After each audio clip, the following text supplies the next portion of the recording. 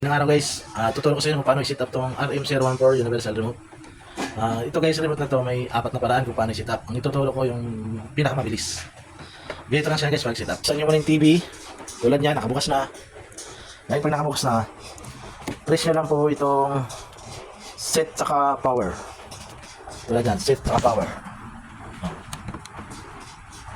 Set, power, sabay. Pag steady na po yung ilaw niya, tutok nyo na po sa TV. Yan. Tapos press nyo ulit yung power, pindutin nyo lang. Pag nag-search na po yan, pag nag-blink na po siya. Yan. Tapos yung isang daliri nyo, abang dito sa set button. Para pag lumabas na yung volume sign, press nyo agad. Para ma-set up nyo na. Mabilis lang to, mabilis lang. Tulad nyo guys, lumabas na yung volume sign, tapos press. Yan, pwede mo siya gamitin. Yan, na-adjust mo na siya. Tapos pwede mo siya ilipat. Ganun lang siya guys, kasimple. Ayos na.